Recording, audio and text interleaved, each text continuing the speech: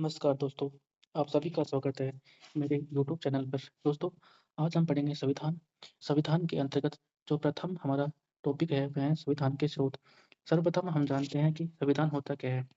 संविधान किसी भी राष्ट्र के लिखित एवं अलिखित नियमों, कानूनों का एक समूह होता है जिसके द्वारा किसी भी राष्ट्र की 3 सर्वोच्च संस्थाएँ कार्यपालिका, व्यवस्थापिका एवं न्यायपालिका का गठन किया जाता है। हमारे भारतीय संविधान निर्माताओं ने विभिन्न देशों के संविधान से सारांश ग्रहण कर भारतीय संविधान में डाला है एवं भारतीय संविधान को दुनिया का सर्वश्रेष्ठ संविधान बनाया है। जिनमें देखें तो भारत के संविधान पर सर्वाधिक प्रभाव 1935 के भारत शासन अधिनियम का पड़ा है। यदि हम माने तो भारतीय शासन अधिनियम से करीबन 2/3 प्रावधान भारतीय संविधान ग्रहण करते हैं। यदि हम डॉक्टर भीमराव अंबेडकर के कथनों को दोहराएं तो उनके अनुसार भारत को नए संविधान निर्माण की कोई आवश्यकता नहीं है। भारत अपना शासन 1935 के अधिनियम के अंतर्गत संचालित कर सकते हैं। यदि हम देखें कि 1935 के शासन अधिनियम से भारतीय संविधान ने क्या-क्या ग्रहण किया, तो उनमें सबसे पहला है संघात्मक शासन या शक्तियों का विभाजन। संघात्मक शासन जिसे बोलते हैं जिनमें राज्यों एवं केंद्र के मध्य शक्तियों का विभाजन होता है। इसके अंतर्गत 3 सूचियाँ आते हैं जिनमें संघ सूची, राज्य सूची एवं समवर्ती सूची प्रमुख है। इनके अलावा आपातकालीन प्रावधान जिनमें राष्ट्रीयपात, राष्ट्रपति शासन इत्यादि आते हैं, भी 1935 के शासन अधिनियम से ग्रहण किए गए हैं। इसके अतिरिक्त राज्यपाल का पद भी 1935 के अधिनियम से ग्रहण किया गया है। लोक सेवा आयोग जो 1926 में ली ली आयोग की सिफारिश पर बनाया गया था। यह भी भारतीय संविधान को 1935 के अधिनियम की देन है। इसलिए आगे हम देखें तो चूँकि भारत पर ब्रिटेन का आधिपत्य था, यानी कि भारत ब्रिटेन का उपनिवेश था, तो सर्वाधिक प्रभाव भारतीय व्यवस्था पर ब्रिटेन का दिखाई पड़ता है। ब्रिटेन के अनुसार संसदीय शासन, संसदीय विशेषाधिकार, विधि का शासन, नौकरशाही, महान्यायवादी एवं एकल नागरिकता हमने ब्रिटेन से ग्रहण की है। दोस्तों, अमेरिका जैसे राष्ट्रों में उनके नागरिकों को 2 नागरिकताएँ लेनी पड़ती है, एक केंद्र की अलग, दूसरी राज्य की अलग।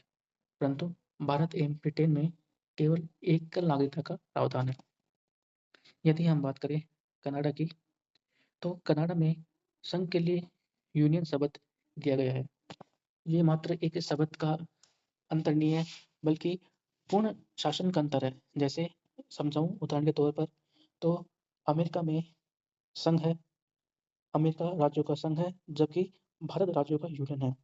संघ से तात्पर्य है कि वहाँ के राज्यों को अपने संघ से पृथक होने का अधिकार है। दूसरा, उनके राज्य संघ से केंद्र से ज़्यादा शक्तिशाली है, जबकि हमारे भारत में राज्यों को केंद्र से पृथक होने का कोई अधिकार नहीं है एवं हमारा केंद्र मजबूत है।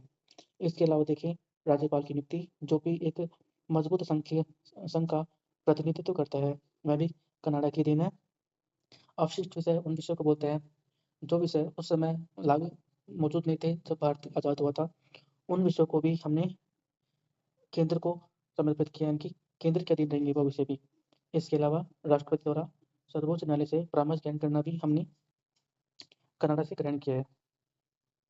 इसके आगे देखें तो अमेरिका से हमने प्रस्तावना, मौलिक अधिकार, राष्ट्रपति का निर्वाचन, राष्ट्रपति पर महाभियोग, उपराष्ट्रपति का पद, न्यायपालिका की स्वतंत्रता, न्यायिक पुनरावलोकन आदि हमने अमेरिका से ग्रहण किया है। यदि हम क्योंकि उन्होंने सर्वप्रथम कानून के माध्यम से अपने नागरिकों को मौलिक अधिकार प्रदान किए थे। इसके अतिरिक्त हमें पड़ा है राष्ट्रपति का निर्वाचन इत्यादि भी अमेरिका से ग्रहण किया गया है। यदि हम बात करें आयरलैंड की, तो आयरलैंड से हमने नीतिक तत्व, राष्ट्रपति के निर्वाचन में निर्वाचन मंडल का प्रावधान, राष्ट्रपति द्वारा उच्च सदन में सदस्यों का मनोनयन इत्यादि आयरलैंड के संविधान से ग्रहण किया गया है। राष्ट्रपति का निर्वाचन एक अलग विषय है, जो कि अमेरिका से ग्रहण किया है, जबकि राष्ट्रपति के निर्वाचन में निर्वाचन मंडल का प्रावधान यह आयरलैंड से ग्रहण किया गया है। यदि इसके आगे देखें तो हमने प्रस्तावना की भाषा हमने ऑस्ट्रेलिया से ग्रहण किया है, जबकि जो प्रस्तावना है वो हमने अमेरिका से ग्रहण किया है।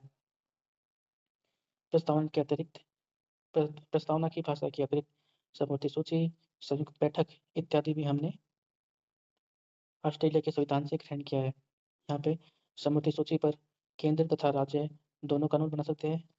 वहीं संयुक्त बैठक से तात्पर्य है भारतीय अनुच्छेद संविधान के अनुच्छेद 108 के अनुसार जब सामान्य विधेयक पर दोनों सदनों के मध्य सहमति न बनी तो राष्ट्रपति द्वारा संयुक्त बैठक आहूत की जाती है।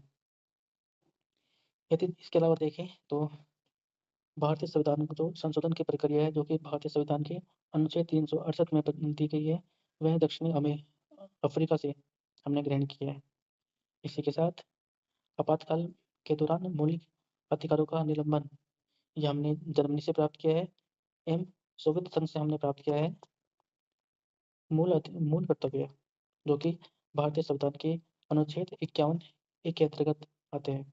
तो इस प्रकार हमने भारतीय संविधान को विभिन्न संविधानों के सारांश से बनाया है।